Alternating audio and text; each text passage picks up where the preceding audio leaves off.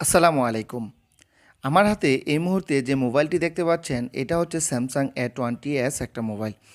এই মোবাইলটার সমস্যা হচ্ছে মোবাইলটা হাত থেকে পড়ে যাওয়ার পর মোবাইলটা চালু হচ্ছে ঠিকই, কিন্তু এলসিডিতে কোনো প্রকার গ্রাফিক্স আসছে না। বন্ধুরা, এই মোবাইলটার নতুন এলসিডি লাগিয়েও দেখা হয়েছে। এটা এক টেকনিশিয়ান ভাইয়ের মোবাইল। উনি মোবাইলটাতে নতুন এলসিডি লাগিয়েও দেখেছে, বাট একই সমস্যা। মোবাইলে নতুন এলসিডি লাগানোর পরেও মোবাইলটা চালু হচ্ছে ঠিকই, কিন্তু এলসিডিতে কোনো প্রকার গ্রাফিক্স দেখা যাচ্ছে না।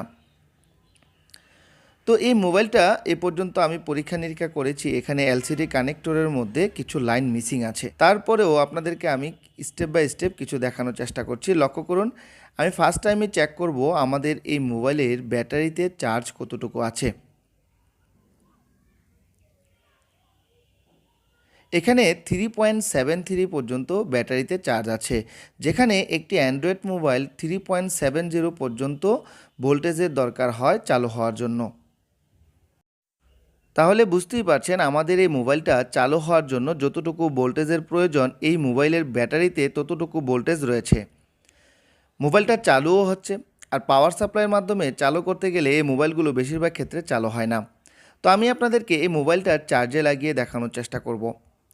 কারণ একটি মোবাইল বর্তমানে দেখা যায় যে আমাদের যে অ্যাম্পিয়ার চেকার যে অ্যাডাপ্টারগুলো আছে, চার্জিংয়ের অ্যাডাপ্টার, এগুলোতে দেখা যায় যে মোবাইলের চার্জিং এরিয়াতে বা পাওয়ার এরিয়াতে যদি কোনো প্রকার ফল্ট না থাকে, সেক্ষেত্রে এই মোবাইলটা চার্জে লাগালে অ্যাম্পিয়ার নেয়। দেখতেই পাচ্ছেন এখানে আমরা যখন মোবাইলটা চার্জে লাগিয়েছি এখানে কিন্তু 1.9 অ্যাম্পিয়ার নিচ্ছে। তো যেহেতু অ্যাম্পিয়ার নিচ্ছে, ব্যাটারিটা খুলে ফেললাম, দেখুন এখন কিন্তু অ্যাম্পিয়ার নিচ্ছে না। যদি চার্জিং এরিয়াতে কোনো প্রকার শর্টিং থাকতো বা পাওয়ার এরিয়াতে কোনো প্রকার শর্টিং থাকতো তাহলে কিন্তু কোনো প্রকার অ্যাম্পিয়ার নিত না। বন্ধুরা, যেহেতু এই মোবাইলটা হাত থেকে পড়েছে, আর এই A20s, A10s, A30s এই সকল যে মোবাইলগুলো আছে এই মোবাইলগুলো হাত থেকে পড়ে গেলে বেশিরভাগ ক্ষেত্রে সিপিইউতে সমস্যা হয়। আর এই এলসিডি কানেক্টরের মধ্যে যে লাইনগুলো মিসিং আছে এই লাইনগুলো সবগুলোই সিপিইউ থেকে এসেছে। তো আমি এখন এই মোবাইলের সিপিইউটা রিবুলিং করে তারপর আপনাদেরকে দেখানোর চেষ্টা করব যে মোবাইলের সমস্যাটা সমাধান হয় কিনা।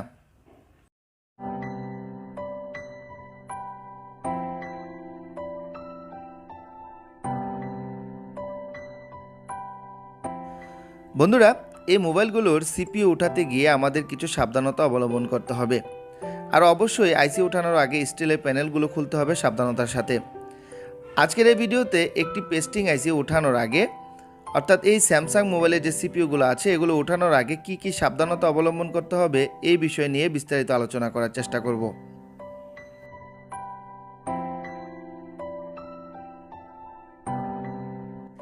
আমরা মোবাইলের স্টিলের প্যানেল ওঠানোর জন্য ফ্লাক্স পেস্ট ইউজ করব, অথবা চাইলে আপনারা নর্মাল যে পেস্টগুলো পাওয়া যায় এগুলো ইউজ করতে পারেন, যাতে আমরা হটগানে হিট দিলে সহজেই স্টিলের প্যানেলগুলো উঠে যায়।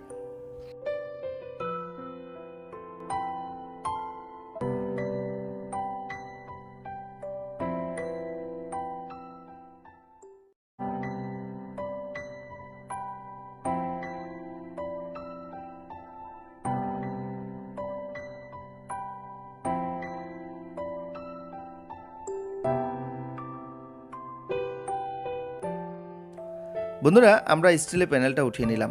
এখন এই মোবাইলের সিপিইউটা ওঠানোর আগে অবশ্যই আমরা সিপিইউর আশেপাশে যে আইসিগুলো আছে এগুলোকে হিটসিঙ্ক পেপার দিয়ে ভালো করে ঢেকে নিব, যাতে সিপিইউতে হিট দিলে অন্য কোনো আইসি ক্ষতিগ্রস্ত না হয়।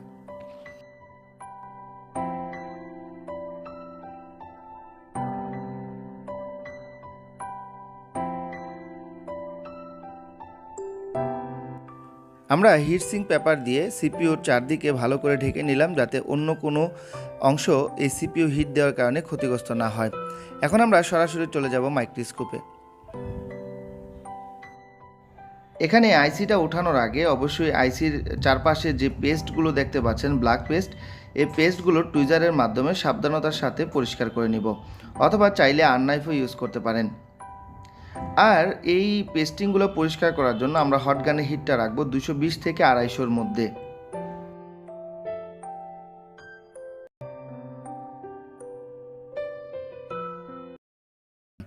এখন আমরা আইসিটা ওঠানোর আগে অবশ্যই এখানে ফ্লাক্স পেস্ট ব্যবহার করব, কেননা আমরা যদি শুকনো হিট দিই সেক্ষেত্রে আইসিটা ক্ষতিগ্রস্ত হয়ে যাওয়ার সম্ভাবনা আছে। তার জন্য আমরা ফ্লাক্স পেস্ট দিয়ে নিব আইসির উপরে। আমরা এই আইসিটা ওঠানোর জন্য হটগানের হিটের পরিমাণ রাখবো 330 থেকে 350-এর মধ্যে।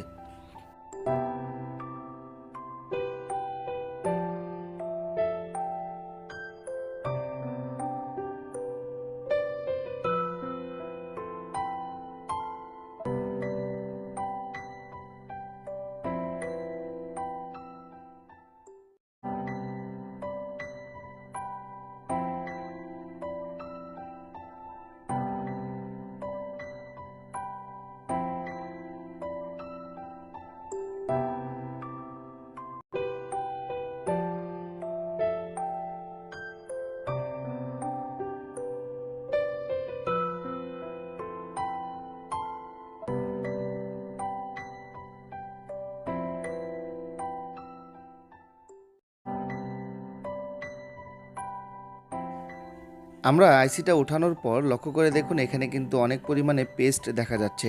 এগুলো আমরা আননাইফের মাধ্যমে হটগানের হিট দিয়ে এবং তাতালের মাধ্যমে ধীরে ধীরে পরিষ্কার করব। আর এখানে আরেকটা জিনিস লক্ষ্য করে দেখেন, আমরা আইসিটা ওঠানোর কারণে কোনো বল কিন্তু মাদারবোর্ড থেকে ছিঁড়ে যায়নি, অর্থাৎ আইসি ওঠানোর কারণে কোনো বল কিন্তু মিসিং হয়নি।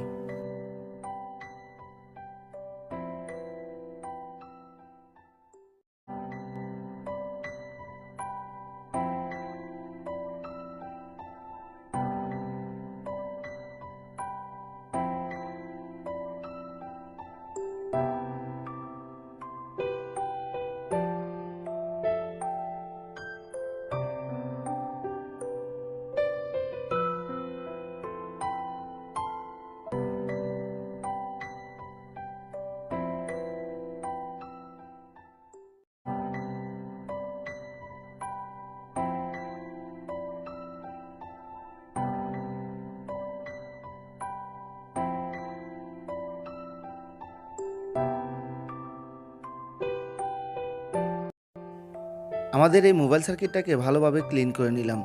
এখন আমরা মোবাইলের থেকে যে আইসিগুলো খুলেছি ওই আইসিগুলোকে ভালোভাবে ক্লিন করব এবং রিভলভ করে তারপর পুনরায় লাগিয়ে দিব।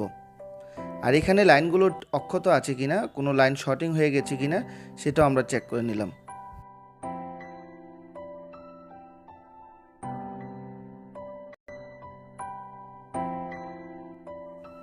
আমরা আইসি থেকে পেস্টগুলো পরিষ্কার করার জন্য হটগানের হিট 250 থেকে 280-এর মধ্যে রাখবো। আর তাতাল দিয়ে যখন পরিষ্কার করব তখন তাতালের হিট রাখবো 320 থেকে 350-এর মধ্যে। তবে তাতালের হিটটা যত কন্ট্রোলে রাখা যায় ততই ভালো হবে, তাতে আমাদের আইসি ক্ষতিগ্রস্ত হবে না। আর পেস্টগুলো পরিষ্কার করার জন্য অবশ্যই আমরা সাবধানতা অবলম্বন করব, যাতে আমরা পেস্ট পরিষ্কার করার সময় আইসি থেকে কোনো বল যাতে মিসিং না হয়ে যায়।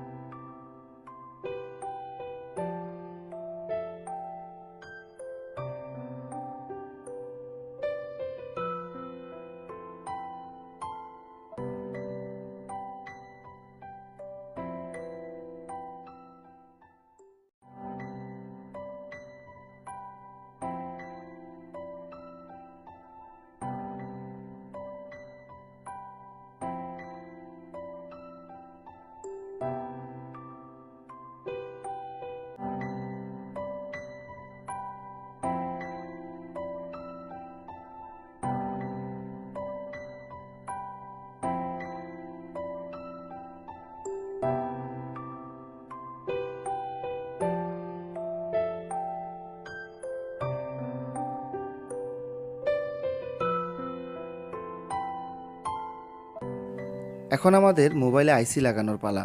আইসি লাগানোর আগে অবশ্যই আমাদের মোবাইল সার্কিটটা ভালো করে দেখতে হবে কোনো বল মিসিং আছে কিনা, এবং আমরা যে আইসিটা রিবোলিং করলাম ওই রিবোলিং করার কারণে কোনো বল মিস আছে কিনা অথবা কোনো বল ছোট বড় আছে কিনা।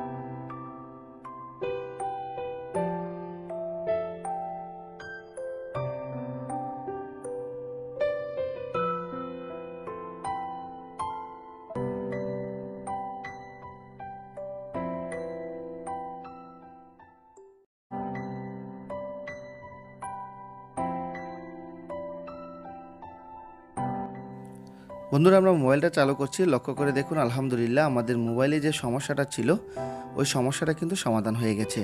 বন্ধুরা, এভাবে স্টেপ বাই স্টেপ কাজ করলে যে কোনো ধরনের কাজ আপনারা সহজেই সমাধান করতে পারবেন।